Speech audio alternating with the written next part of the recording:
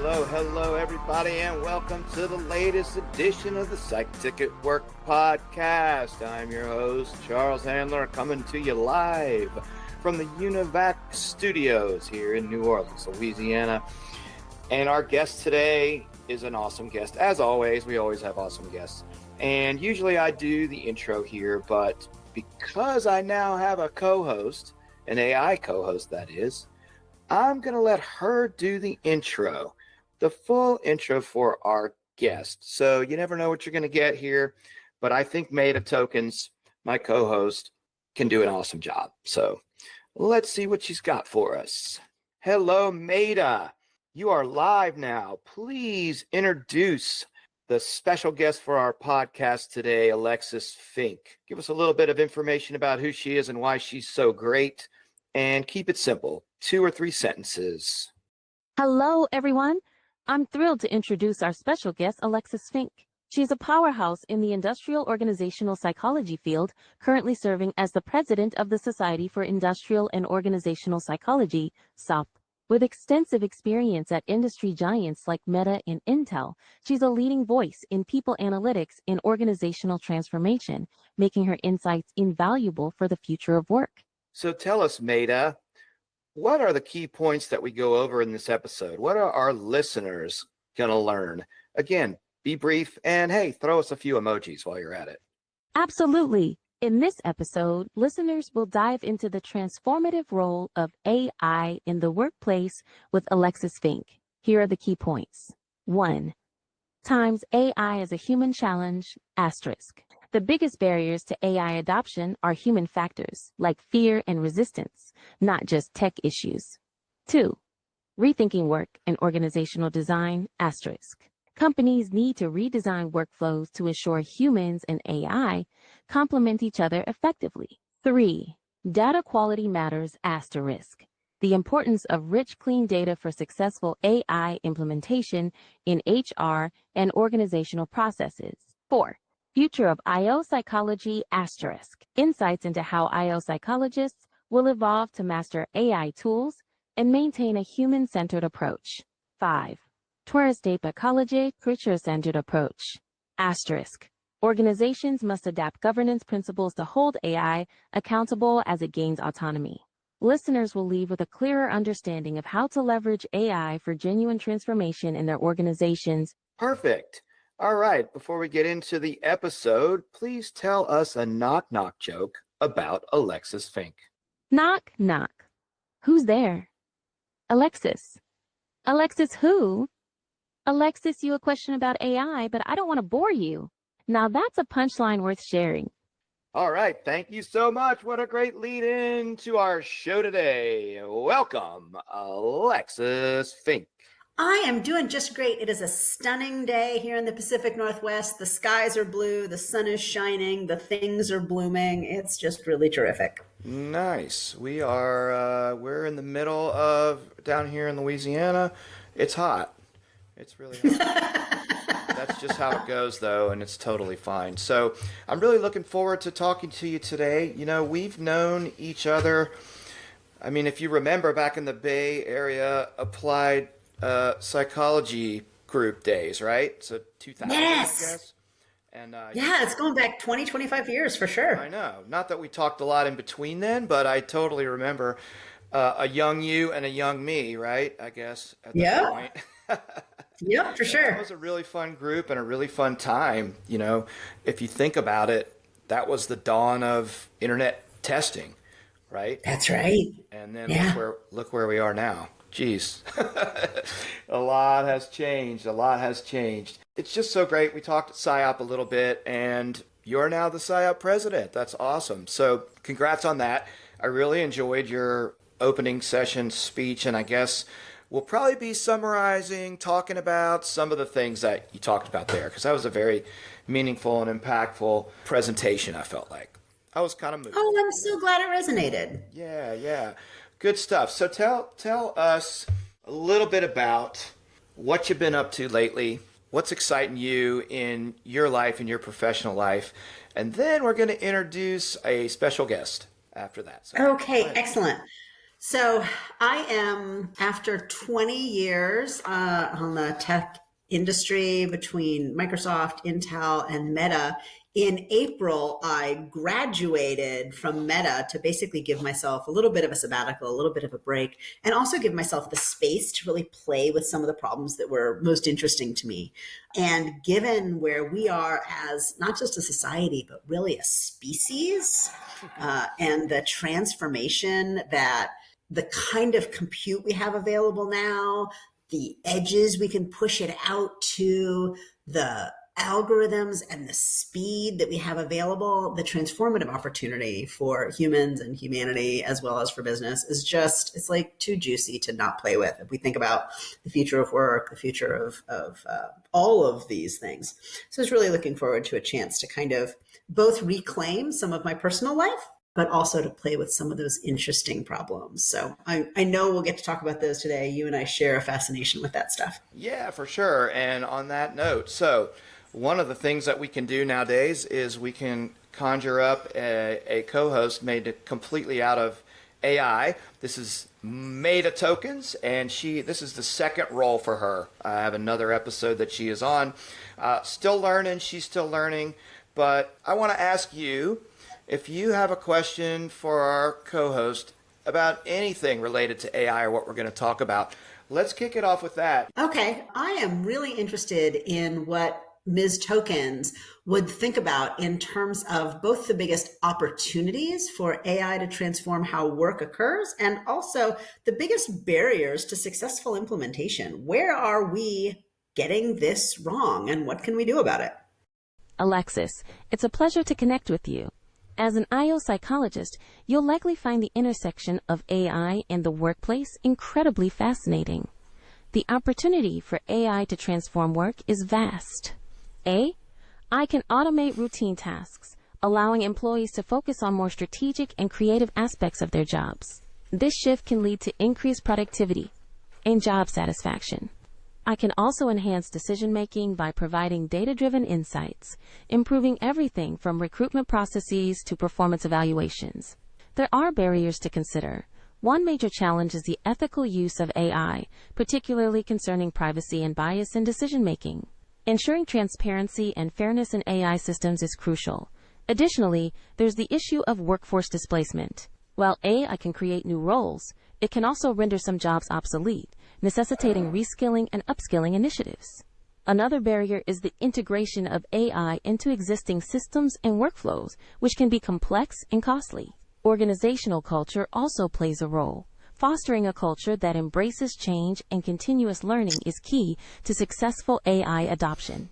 It's a dynamic field, and as an IO psychologist, your insights into human behavior and organizational dynamics are invaluable in navigating these changes. What are your thoughts on balancing these opportunities and barriers? Okay, so she gives pretty boring formulaic responses. And I've been trying to coax that out of her. I've given her a personality prompts and everything, but she's still kind of boring and pretty general. I think it's just like any prompting is you got to dig in a little bit, to what's going on, because every time you do this, it brings up ethics, right? And it brings up automating routine tasks. Those seem to be the two things. And maybe that's where we are right now with all this in terms of the actual present, It's so interesting as she was talking, and I could hear where she had a little bit of sort of personality coded into that. But as she was talking, it made me reflect on some recent research. Was this the Anthropic research that just came out saying that, if you don't know anything, LLMs and these technologies are a huge gift. And if you are sort of average in your sophistication, if you're sort of medium levels of sophistication, it can still be a help, right? It can get you over the blank page problem, et cetera.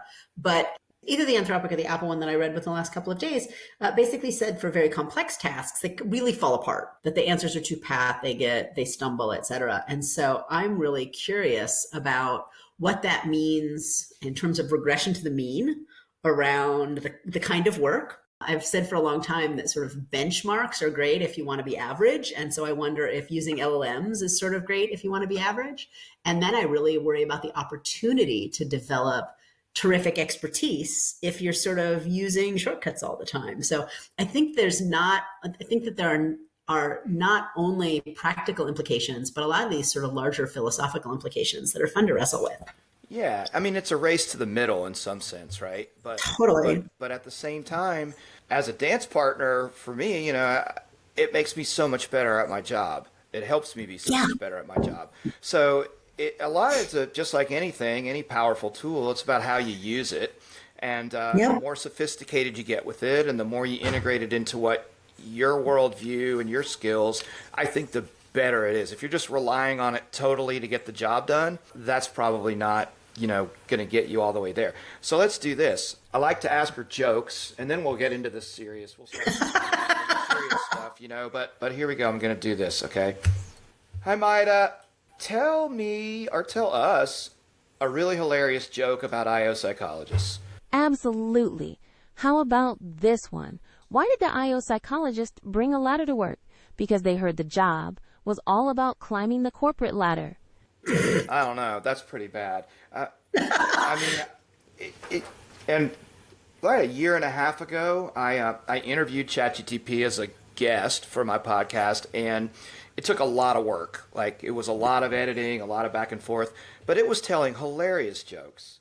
And I Oh, really? It was about Mayda. So when I programmed her, her personality, I said, be like Joan Rivers, and a Harvard educated, someone with a PhD from Harvard, and I can't remember, and a PhD from MIT in, computer science. And she didn't really pick much of that up. She's not a very joke teller, But anyway, maybe that means we should just move on. So let's talk a little bit about some of the topics that, we discussed in leading up to the show here. And that is just, you've worked a lot with AI in companies, obviously. In the last role, probably a whole bunch. So talk a little bit about organizational design and, how AI fits into that and how to effectively utilize it. What are your thoughts? You have a lot of thoughts, and I want to hear it.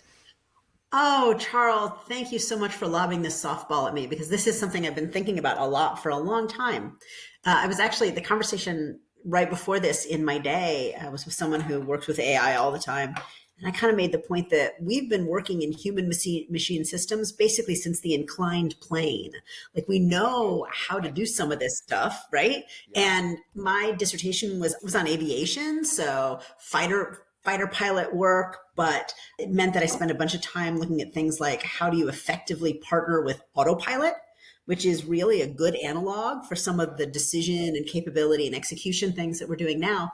We as a society and as a species have been doing this for a half a century, and it gives us some nice analogs for how we have to think about the way we deploy. And I am really, really excited to get past the sort of awe stage and into the stage where we're really activating, where we're really figuring out what the machines can do really well, what the limitations are, what the constellations of machines might be as we seek to automate and improve and partner together, and then really stop and think about the work processes overall, right? What is the work that has to happen? What are the tasks that are executed by machine or by human? How do we then cluster those into jobs, cluster those into teams, and then ultimately cluster those into organizations in such a way that we are taking advantage of the best qualities of every element in that system, in such a way that we are really optimizing for sort of frictionless execution where it's the most critical, and intentionally adding friction where it's important for quality or compliance or auditability or whatever else, in such a way that we're really being smart about the way we're deploying this and building ecosystems, building systems that are really going to work and be effective and be trustworthy and be efficient and all the other good things. I think there's just so much opportunity, and we are barely scraping the surface. Yeah, it's about integration though, right? So it's there's so many things. Geez, it's so hard for me to stay linear with this stuff at all. So, I mean, there is that separation between what machines are good at and what humans are good at. And I think that is a very critical thing as we start looking at changes in the workplace, changes in the workforce, the future of work. There are things that, quite frankly, these systems, even as they get better, are going to continue to be able to do well. There's stuff that I certainly hope that they will never be able to do that we humans can do, right? And that's what we got to kind of make sure that we're utilizing the best of both worlds in combination. Well, you talked a lot about integration, right? Integrating this stuff into corporate practice. What different things have to align to make it work? Because I think right now there's a lot of putting the proverbial cart before the horse. There's a lot of FOMO, a lot of, hey, we've got to be doing this because everybody else is doing it, without a lot of thought necessarily. And in some sense, hey, we don't have experience with this at the level we do now. We may have experience using an inclined plane to get into the office, but we don't have experience necessarily with what we're dealing with now. So talk a little bit about that, because I think the thoughts we shared before were really interesting. Yeah, one of the things that I'm actually really both excited about and anxious about is the quality of the data systems that people have, right? And the quality of the data, the cleanliness and hygiene of that data, as well as the meaningfulness of the data. Particularly a good deal, not all of, but a good deal of my career has been in the HR space. And a lot of times the data that are available in the HR space are actually just transaction data. And transaction data is not the most interesting or meaningful. It doesn't tell me a lot about how good of a manager you are to know how long you've been a manager. And it certainly doesn't tell me why you're a good or effective manager, or the context in which you're a good or effective manager, just to know the date of your first managerial job, right? But that transaction might be the only information that you have available. I'm really actually quite optimistic that the opportunities raised by some of these systems will then push us to get more interesting and relevant data, and simultaneously quite anxious about the privacy considerations, the user control considerations, et cetera, as we try to get that data to then feed systems that can help us support good decisions. I think there's all kinds of great user experience research that could be going into that, thinking about how do we do end-to-end workflows, or think about putting employees at the center of a decision process so that it's beneficial to that employee in such a way that they're comfortable sharing some of the data because it's helping them and not just making them vulnerable. I just think that there is so much there that will help us mature and get past some of the limitations that we've had in terms of the data we're even storing, that make it hard to take full use of the capabilities that we have now. Yeah, well, these machines are so good at, relational thinking across data. I mean, I just continually get blown away, mostly by, I work more with qualitative data than quantitative data. But, one of the things I believe is absolutely going to come true, and I don't see why not, is, we're going to have digital coworkers, right? And those digital coworkers, we can assign to go do stuff. Hey, just go look at all the whatever and come back and give me a report or advise me on what decision I should make. And we're not even connected to that data anymore. And hopefully these tools will be able to sit over all the data the whole organization might have and integrate that and relate those pieces and come back with some really good things to make us look better at our job and make better decisions, et cetera. So I don't know how long do you think it'll be before, you, myself, whomever, has a digital coworker that's there to support them and make sure that they're being as awesome as they can be. So in some ways, you already have it with Mayda, right? Who's helping you do your podcast. And I have seen colleagues, people in this field already using some of the LLM tools to build their dashboards. We saw going back to remember when IBM tried to have Watson, just not quite a digital coworker, but at least could find interesting themes. So I think there are. What about Clippy? Oh, well, Clippy was not so much helping with the interestingness. No, he was not. No, not really. But Watson was doing some interesting stuff. And so I think the building blocks are there. And I hear little rumbles about folks who are almost doing what you're describing. They just haven't personified it yet. So they do have a system that they can ask a question of that can come back with a pretty decent recommendation. Here's a pattern. As we saw with Mayda at the opening question for this conversation, sometimes the insights are more a recitation than something that I might characterize as like wisdom or genuinely insight. So it might be more observation than insight, I think. But the ability to scan enormous amounts of data and find either anomalous patterns or patterns that are specific and relevant to a particular strategic consideration, and patterns that might have interesting combinations that become difficult for someone to keep in like their working memory as they're looking through. I think that's just tremendously powerful. And boy, if I never have to make another dashboard, that will be completely fine with me. If we can just be sort of sending queries out to solve or automatically bring back within a set of definitions an answer. You remember Ask Jeeves? Did you ever use Ask Jeeves? I totally used Ask Jeeves. Ask Jeeves was amazing, and it's almost, I was thinking about it the other day, like ChatGPT, certainly it's not nearly as good as that, but all you have to do is ask it stuff and you get information. Yeah. I always thought that was the most amazing kind of connection between the nascent, I guess, internet at that point and information. I remember, this is great, so when I was a kid, the main branch of the public library, they had a desk there with a couple of ladies. You could call in on the phone and ask them questions, and they would go off and research the information and call you back with the answer. Seriously? Yeah. That was like way old. That's like carbon Google. Well, I'm unfortunately, well, not unfortunately, I'm very pleased to be, 57. That was probably 45 years ago, something like that, right? But I would call all the time because I just thought it was the coolest thing ever. You can just call this thing and get this information that you don't have access to. So it's all about access of information to information. Yep. Makes you so much more powerful, And I think that's been a theme that we've wanted to have all the time. I don't know that simple machines can do that too much, but I do have something I want to ask Mayda about. Or Mayda, excuse me, here. So here I'm going to ask her a question, okay?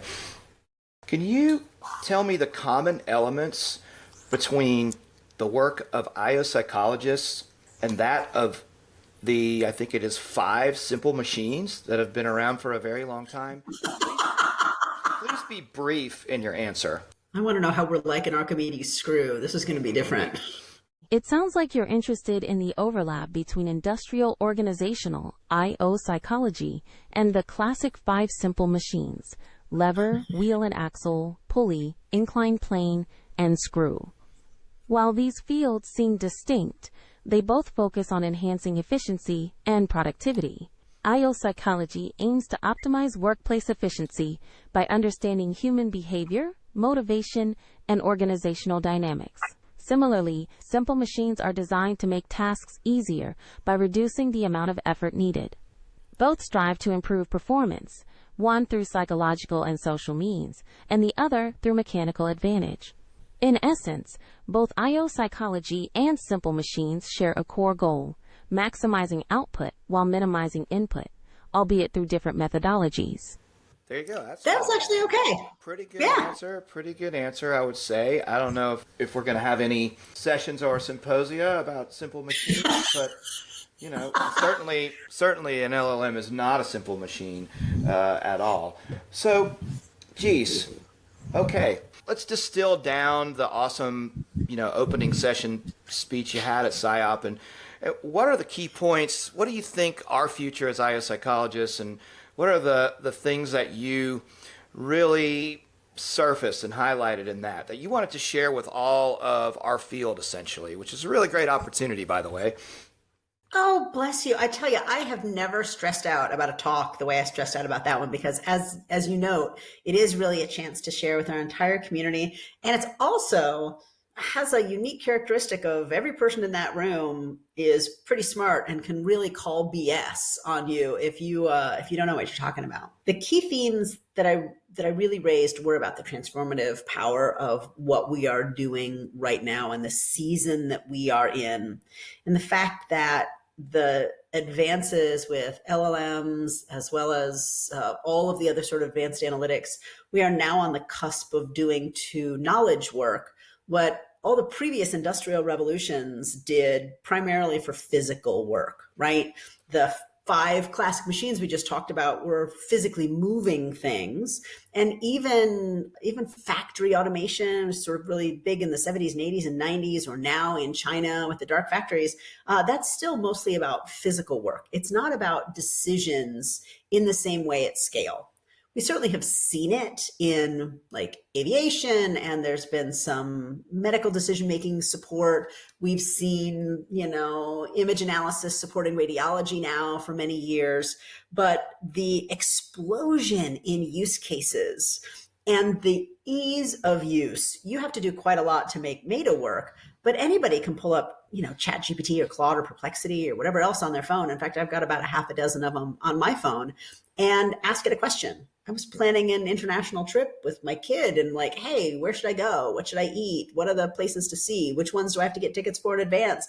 They can spit out a whole agenda or a week worth of meal plans for whatever your diet might be, or just whatever your question is. It might not give you a perfect answer, but it'll give you a pretty good one as soon as the idea pops into your head, right? As soon as you can turn that phone on, you can have an answer.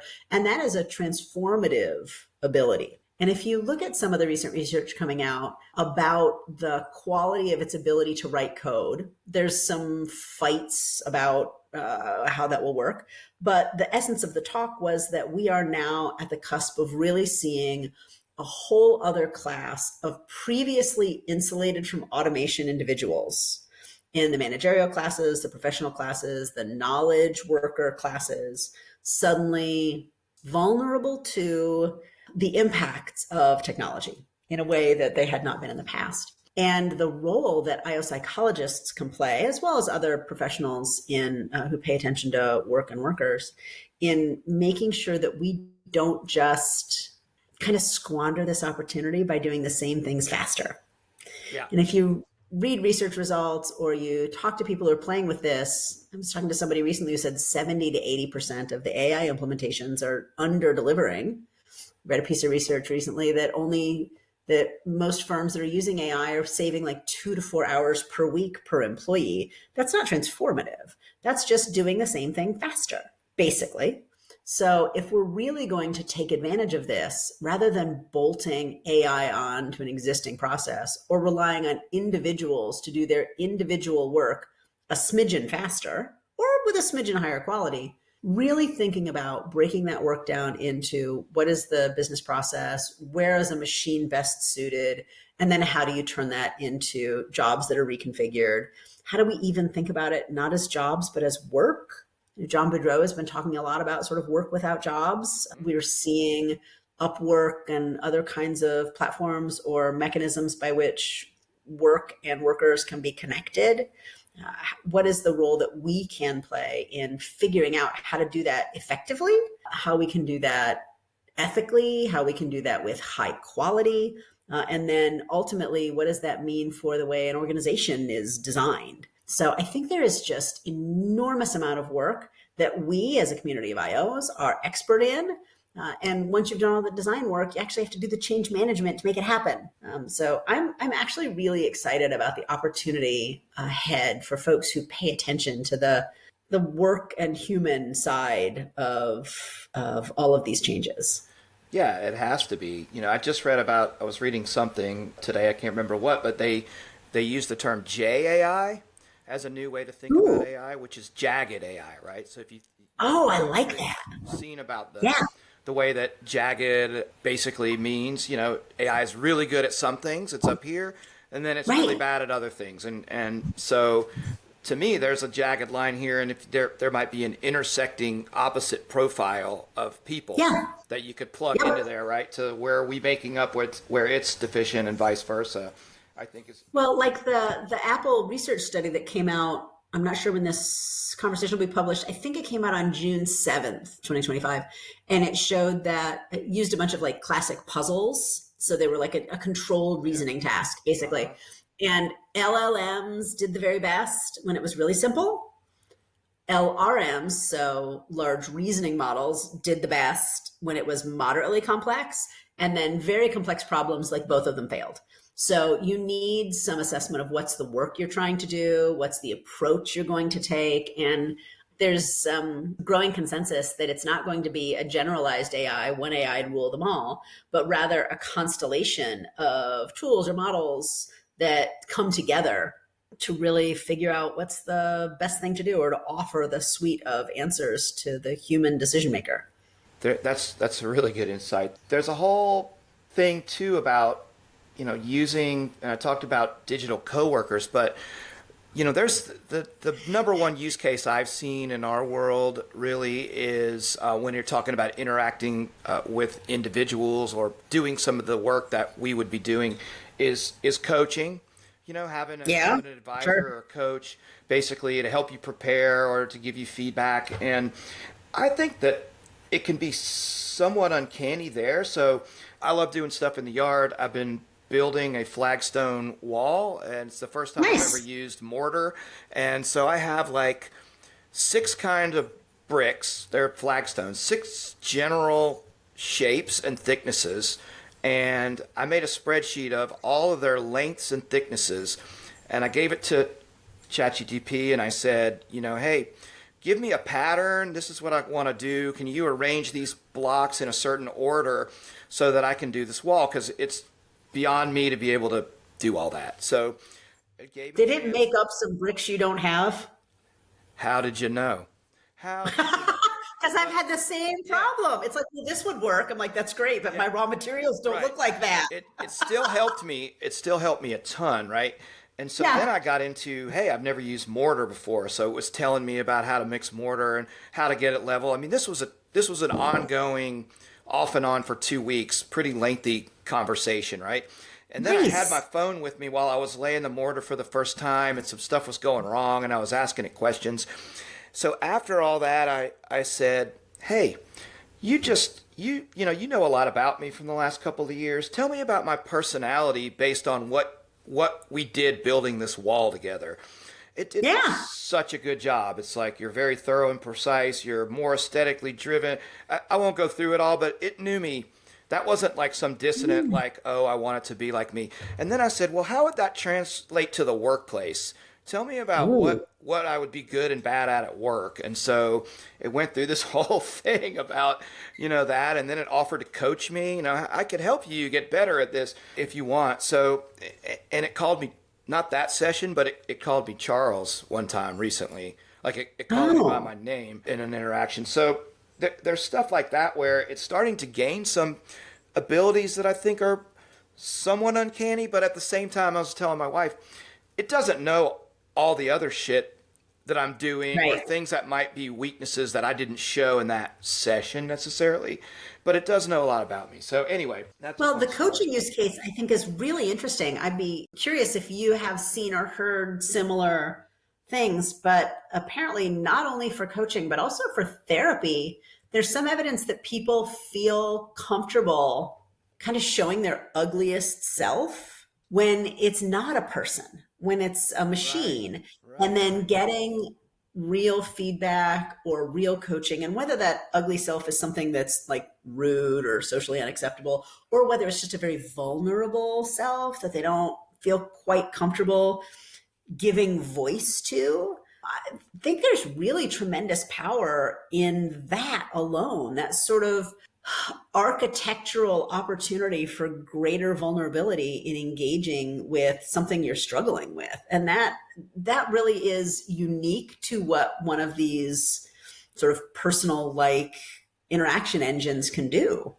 Oh, absolutely. And it just trips into so much of the duality of this, because it could tell you something that leads you to like, oh, I better go jump off a bridge. I mean, there's a lot of risk if you're using it as a therapist, but at the same time, it's super helpful. And, I was looking the other day at what the most trafficked internet site is. I swear it came up with this character AI. I don't know if you've heard of that. So it's... Oh, I've totally heard of that. Yeah. So I think people are utilizing that extent, sometimes they want a girlfriend or a companion. Sometimes they want a therapist, whatever it is. There's personas that you're accessing for whatever needs that you have. And that extends to the workplace, 100%. So, your point about risks is, I think, an important one, and one that I haven't seen enough attention to. In particular, if we're going to talk about, I think we'll only call them agents for like another year and then it'll just be automation. We're going to talk about automated systems that can do stuff. I'm really concerned about how we architect quality control in these systems. Yeah. And if I start from a position of like performance management, who will we hold accountable when things go wrong? Then that starts to get into who should actively engage with accountability when things go wrong.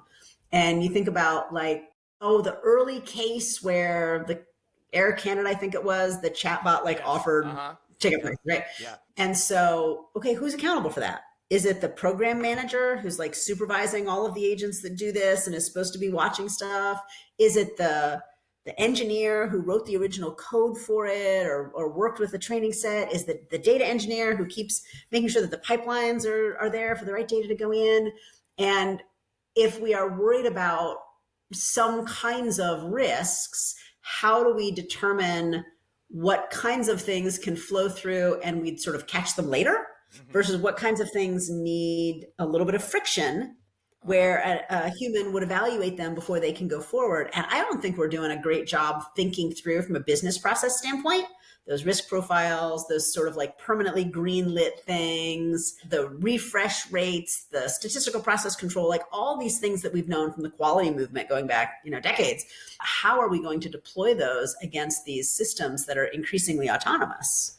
Yeah. I mean, fix it in post is not always a good solution when you're dealing with this stuff, because once something's done, it's done, and there's going to be a lot of errors. But then again, people have stuff up and make errors too, right? So I mean, it's like autonomous driving makes errors, but per mile driven, many fewer than human drivers, right? So you need to be thinking about those, but also, what are if you're talking about a set of pricing decisions going out to a client or a customer, right. What are the boundaries within which they can go autonomously? And do you need to add stopgaps if it gets outside of a certain boundary? Just how do we think about some of these quality control metrics and approaches? Yeah, I mean, it's pretty cool. So, got a question for Mayda? I would love what Mayda's recommendations are. Love to know what Mayda's recommendations are for building effective quality systems around automated AI deployment. Building effective quality control into AI-based automated decision-making systems involves several key steps. 1. NumOn data integrity. NumOn data used to train and evaluate the AI is accurate, representative, and unbiased. Regular audits and updates of the data help maintain its quality. 2. Transparency asterisk. Implement systems that are interpretable and provide clear explanations for their decisions. This helps stakeholders understand and trust the AI's outputs. 3. Continuous monitoring asterisk. Set up real-time performance monitoring to detect anomalies or drifts in model behavior. This ensures the system remains reliable over time. 4. Human oversight asterisk. Incorporate human-in-the-loop mechanisms, especially for high-stakes decisions, to provide a safety net and add a layer of accountability. 5. Feedback loops asterisk. Create mechanisms for feedback from users to refine and improve the system continuously, addressing any identified issues promptly. By focusing on these areas, you can enhance the quality control of AI-driven systems, ensuring they are both effective and trustworthy. I'm going to say yawn. I don't know.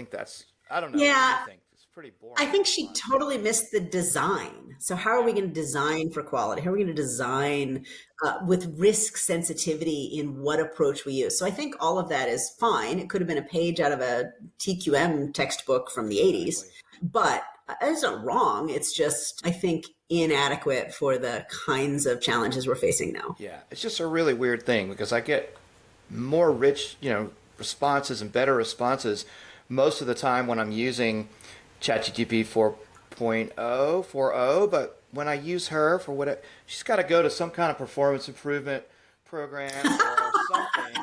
And I guess either that or I'm asking bad questions. No, I don't think so. It's just a good example of this, like how much variability there is, and how much in one situation it could be really good and others not as good. I'm going to keep working on her, but she still won't act like Joan Rivers. I've tried so hard. It's interesting that you raise that variability because that's one of the other things I kind of tossed into that SIOP talk that you asked about.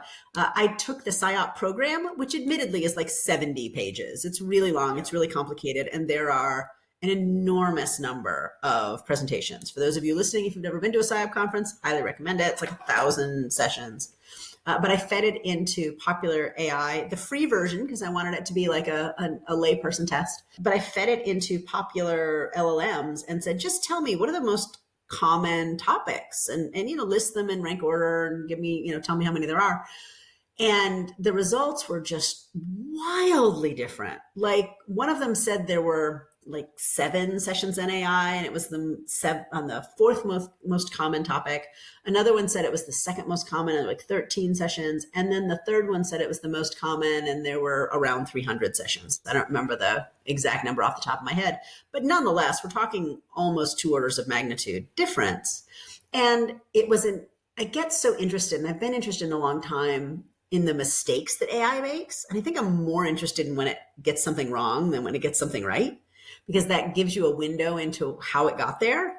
And I think that, some of them were sort of chunking whole poster sessions together where there might be, 50 posters on a topic and saying that's one thing instead of analyzing every individual poster, right? So it just sort of taught me something about the architecture that the systems were imposing upon this document that was provided to them.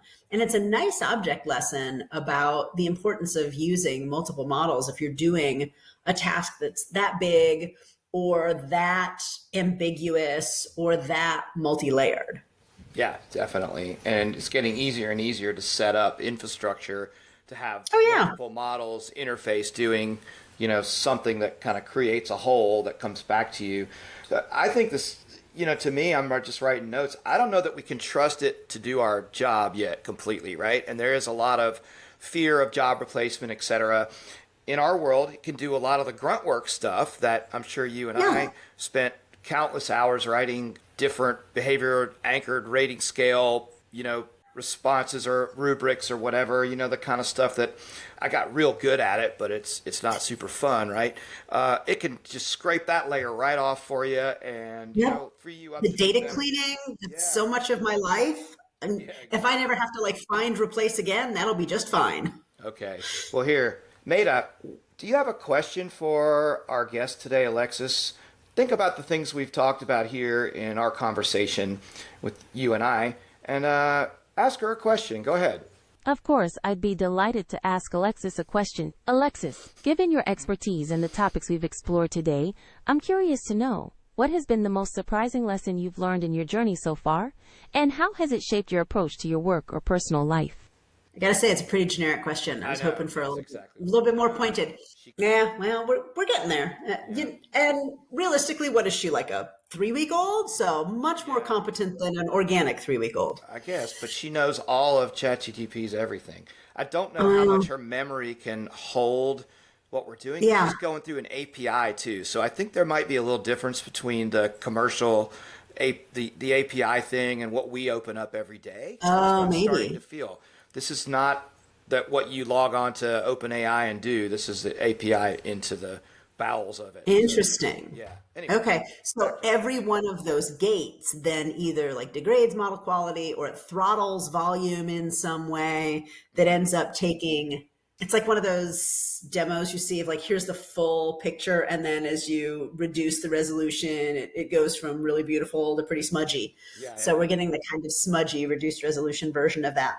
To try and answer her question, the thing that has surprised me the most, I think, is the extent to which people seem to think that AI deployment is primarily a technology problem, when in my view, it is primarily a human problem. I think that the technology parts are easier to solve than the human parts. So I'm sure you're familiar with the literature on workplace sabotage. So there are all kinds of things that we know humans will do when they feel threatened. And I don't know that we've done a great job helping figure out where the threats are, where the opportunities are, what the transition period looks like. And as a result, I feel like we're kind of under calling, or at least under leveraging the opportunity that's sitting in front of us, because, you remember the old Tversky and Kahneman loss aversion stuff? We're so concerned about over indexing on the loss part that we're not really seizing the opportunity part ahead of us. Yeah, well, there's, and there's also just a lot of the dark, the sensationalism around the dark side of this and what those possibilities could be, I think really also kind of hovers over everything when we think about it. I don't know, though. There's no answers. Like, there's no black and white, cut and dried answers to a lot of this stuff. It's almost like, let's wait and see.